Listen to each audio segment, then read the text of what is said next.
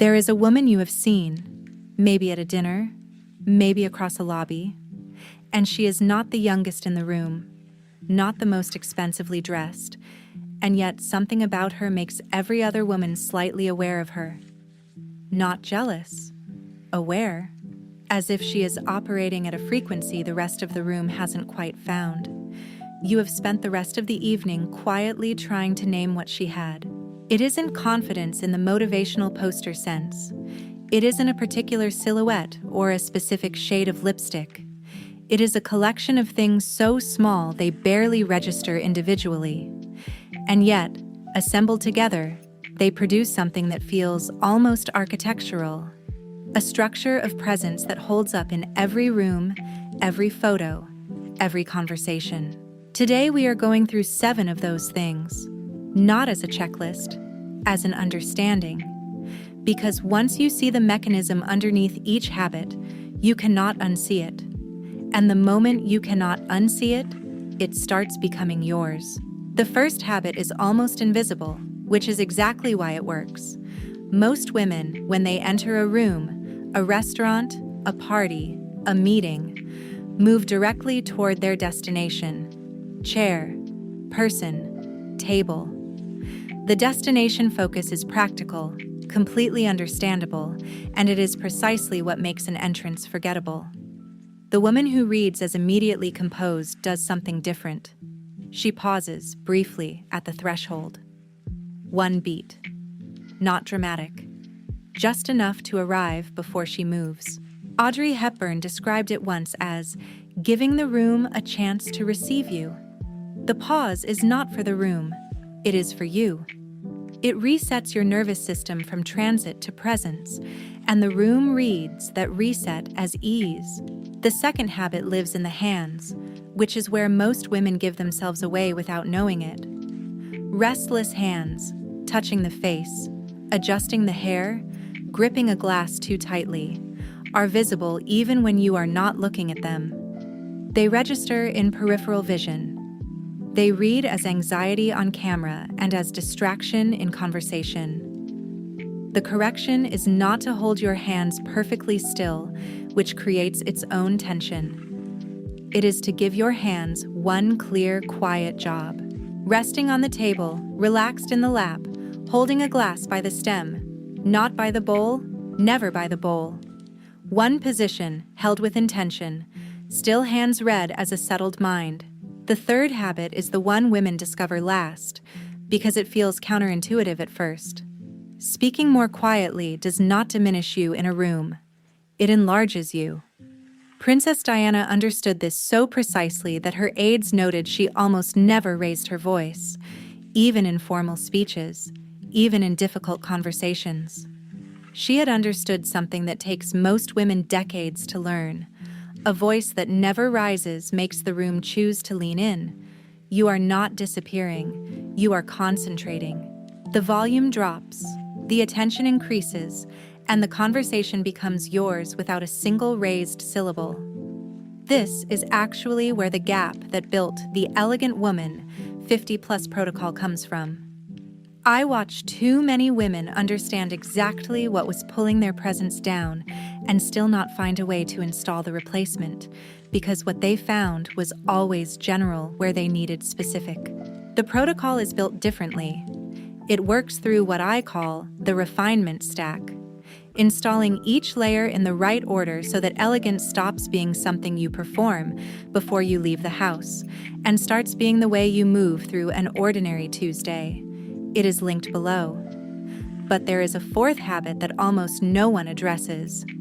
And it is the one that changes how you exist in photographs, which is its own separate problem. Mirror photos are where most women freeze, not because they are bad at posing, but because no one ever told them that facing a camera or a mirror directly is what produces the stiffness they are trying to escape.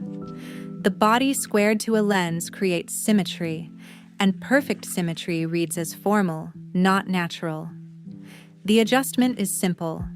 Angle the body slightly, shift the weight to one hip, let the shoulder on the near side drop just a fraction. You are creating a diagonal through your frame, and diagonals are what photographs read as ease. The camera cannot perceive depth the way a room does. It flattens everything. So you have to build the dimension yourself, spatially, with your body.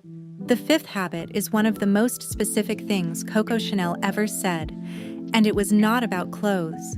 She said she always removed one accessory before leaving the house, not because she had added too many, she hadn't, but because she understood that the final edit is not addition, it is subtraction. The piece she removed was almost always the piece that was working too hard to be noticed. Restraint is not minimalism. Restraint is the decision that one element must carry the eye, and everything else must support it without competing. When everything in an outfit is asking for attention, nothing gets it. One necklace, worn simply. One ring, if it is the right ring. The negative space around a choice is what makes the choice visible. The sixth habit happens in conversation, and most women never notice they are doing the thing that quietly undermines them. It is the habit of filling silence. A pause in conversation, after a question, after a compliment, after someone finishes a story, is not empty space requiring rescue. It is the moment where a woman who understands presence lets the quiet sit for exactly one beat longer than feels comfortable, and in that beat, everything she says next lands differently. Women who are instantly recognized as composed have almost always learned to wait, not as performance, as a genuine comfort with the space between words, which reads to every other person in the room as certainty.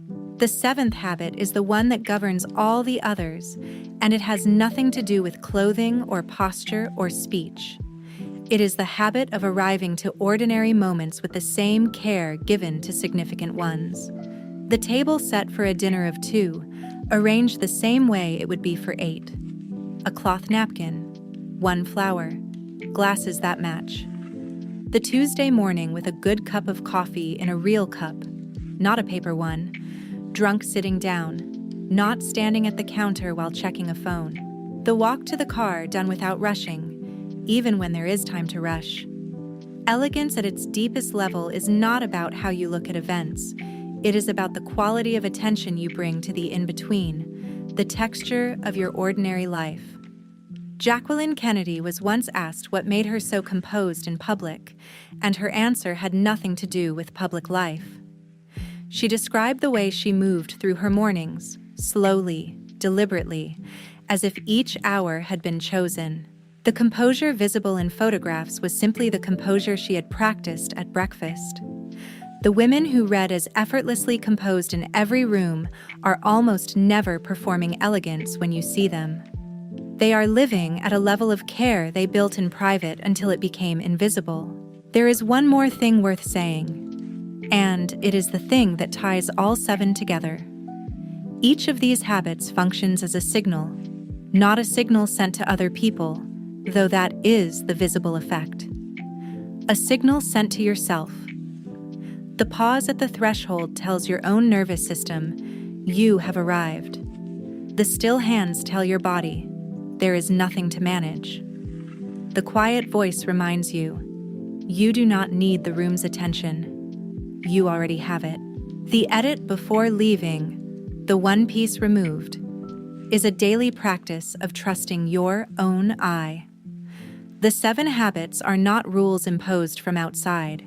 They are a vocabulary you are building for communicating with yourself in the moments before anyone else is watching about the kind of woman you have decided to be. Elegance does not announce itself. It is not the thing you put on before you walk out the door. It is the thing people feel when you walk into a room and cannot immediately say why. The pause at the threshold, the still hands, the quiet voice, the diagonal in the photograph, the one piece removed, the beat held in conversation, the Tuesday morning treated like it counts. 7 things.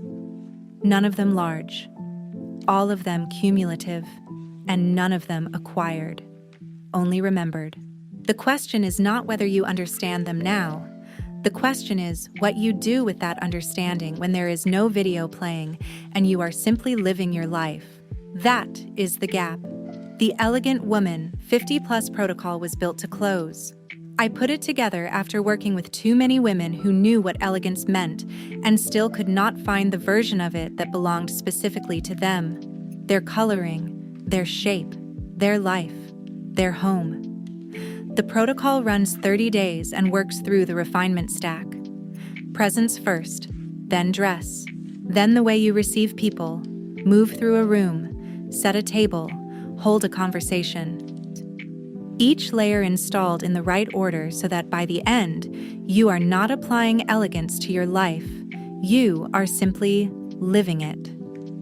It includes the specific habits covered here, developed into daily practice so that understanding becomes automatic.